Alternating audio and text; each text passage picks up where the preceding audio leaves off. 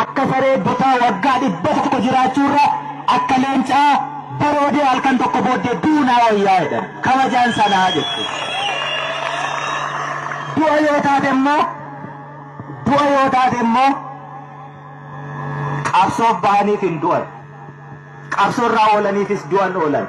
Namni gaafa du'u du'a. Ibidda meeqa keessa darbee gororri ta'ee isa ajjeesa.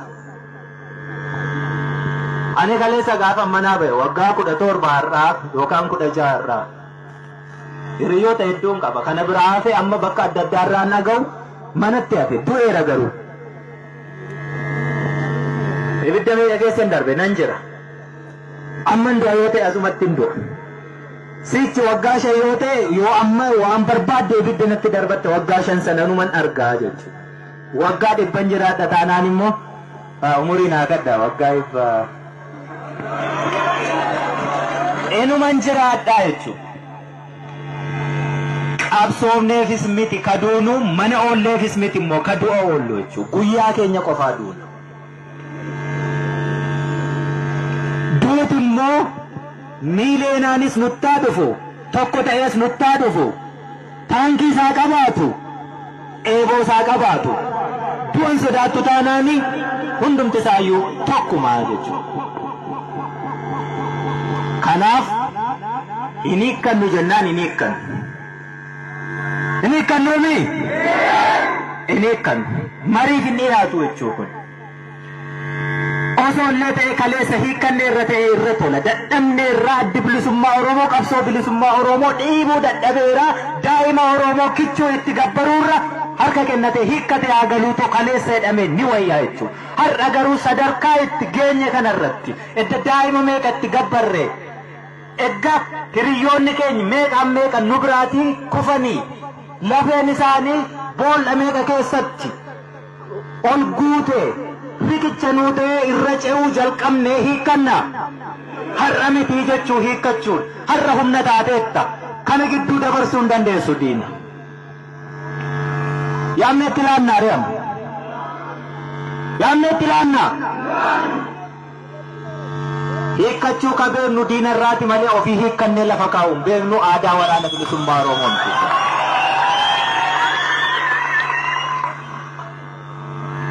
Galaanaa irra dhangalaanaami bakka jirtutti hin dabarsiinii jechuudha.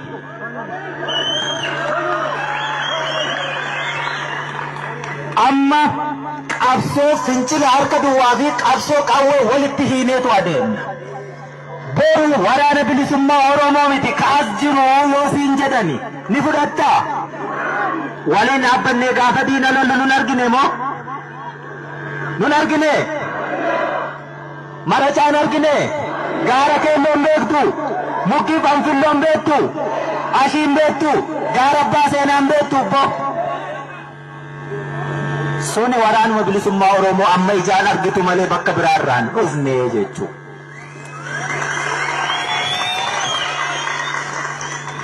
Inni kun wacuu fi iyyuu qofaatiin hin raawwatu. Wanti har'asitti wal waamneefi yoo boru hin hiikkannu jechuu keenyaatiin diinni nutti dhukaasuu jalqabate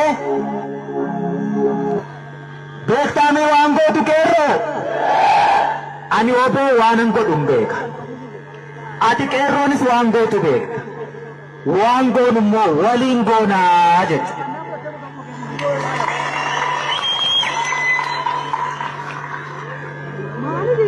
Waan goonu immoo yeroo waliin goonu wanti walitti himnu komiinsin irraa qaba jedhee sana hin fixanne tokko si yaamee tokko si teessisee ati bahii du'ii ati mana oolii ati akkas ta'ii guyyaa irraa akkas hin ta'ini guyyaa biroo akkas ta'ii sana fudhattu. Burjaaja'uu akkasii nama lubbuu keetiin taphatu ni fudhatta? Hin fudhattu miti? Namni tokko ati wareegamuu kee reeffa kee fuudhee miidiyaa irratti maxxansuutiin si hoogganuu hin danda'u. Hooggansa akkasiis hin jirtu jechuudha. Namatti hin sagadin, nama laaltees hin deemiin, waan barbaaddu beeki. Anaan laaltee miti ka qabsoo irra jirtu. waan barbaaddutu jira ka qabsoof si baase immoo ka qirqiree si nyaatu gabrummaa sirra jira.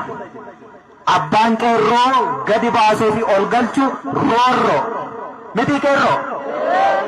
Roorroon sun hanga cabuu hin dandeenyetti eenyuyyuu sin dhaabu. Kanaaf hoggansi keenya kan kallattii nuu kennu ka hiriira nu baasu ka nu fincilchiisu gabrummaatu nurra jira.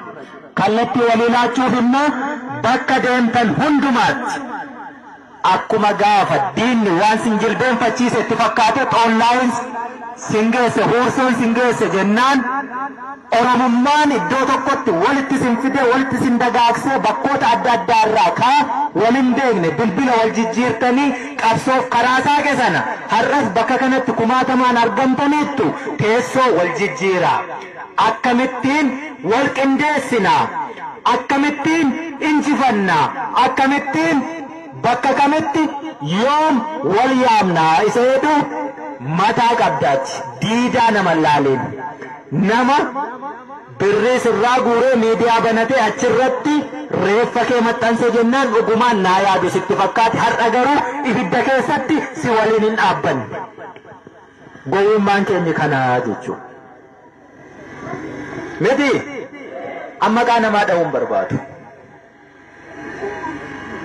Namni hedduun garuu akkasittiin harka keessaniin ibidda qabate. Abaluun akkasiitoo jennee amma ka iyyitanii maraattantu jira. Namichatti maraatiin sirnaaf maraatti. Namni nama qabsoon baabura ka yaabbate hundatu bakka xumuraatti bu'a jechuu miti. Hedduun karaarraa harca'aa, hedduun karaarraa yaabbataa deema. Namni ati nama kiyya jettee adeemtuu Rabbi miti, Waaqa miti. Bakka tokko gahee nama ni jijjiirama. Gaafas immoo qabsoo jibbitamoo akkam goota. Nama laaltaniin deeminaan nin jedhu kanaaf jechuudha. Hubattanii hooggansi fagoo diida jiraachuu yookaan biyya alaa jiraachuutiin miti. Ibidda keessa dhaabatee nama ibidda keessa dhaabbatu lolee lolchiisu hooggansa jechuudha. Yeroo ibidda harkaan qabatan waliin qabachuu. Yeroo gaddaa waliin gaddu, yeroo gammadaa waliin gammadu, yeroo beelaa waliin beela'u, yeroo dheebotaa waliin dheebotu. Rasaasa diinaa dhuftu jalqaba waliin qolachuu. Hooggansi si faana jiru sun du'a si oolchuu hin danda'u. Garuu immoo du'a